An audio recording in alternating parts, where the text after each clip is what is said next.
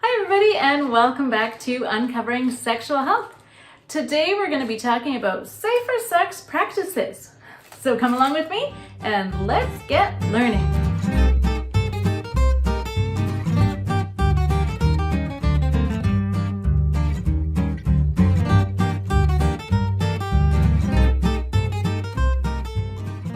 Safer sex practices? What are those? I'm here to tell you. Alright, so I've kind of thought about this for quite some time and trying to think of what information I should share. And I kind of have a top 3 list of safer sex practices. The first is consent. So asking for consent and giving consent. So anytime you're engaging in sexual activity or other activities as well, it's really important that both people or all the people are on the same page. So if somebody says, no, stop, or I don't like it, you need to be respectful of that. And you need to also ask, can I do this? Can I touch you here? And make sure that that conversation is going throughout the sexual activity to make sure all people involved are having the best time they can. So consent is the first thing. The second thing is having open communication about our sexual histories. So whether or not somebody has had STI testing and what their profile might be. If somebody is engaging in sexual activity with multiple partners, it's really important to know that as well.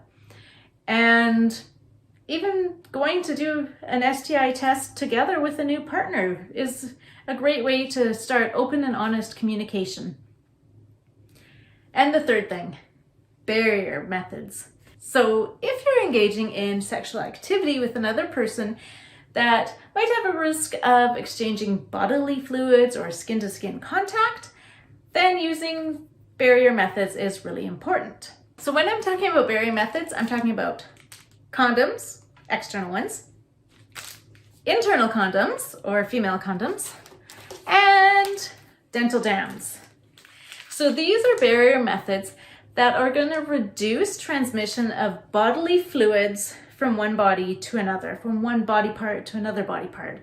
So whether it's from a penis to a vagina, or a penis to a mouth, or a penis to an anus, or even sharing toys, you can transmit bodily fluids that way as well. So making sure that you're using new condoms for new partners and new situations. A dental dam is also a barrier method, but this would be one that would go on top of, say, the genitals or the area that somebody might be interacting with in a sexual way. So whether it's a mouth to a vulva, mouth to anus, that's when you'd be using a dental dam. So that helps reduce transmission of bodily fluids as well as reducing that skin-to-skin contact. One thing I do want to mention, which I've mentioned in a previous video, is making sure that the condoms or dental dams that you're purchasing come from a reliable source. For example, this one is Durex, which is a common brand. Female condoms, there aren't too many of these ones, but this one here is one of the brands that is common that you can buy and buy online, because it's really hard to find them in town, from my experience, and dental dams as well, to make sure that it's what it's for. If you're buying condoms online, make sure that you read all the details on the websites. For example, I bought these Hex brand condoms, and they actually have information and statistics on the back and data of how to use it and how well it prevents STIs and pregnancies. This one, on the other hand, whoopsie. This one, on the other hand, just came in a bag, and sorry, my cat's playing with the other one that fell on the ground. It came in a bag, and there's no data in the packaging that I got saying whether it would reduce pregnancies or STIs.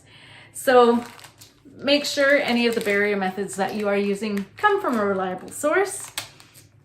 And if you need to know 10 steps to putting on a condom or the steps to using an internal condom, I'll link a video right up top here. So yeah, just to review then, safer sex practices. Number 1 is getting consent. Number 2 is knowing your partner's sexual history and their STI results, and using barrier methods from a reliable source.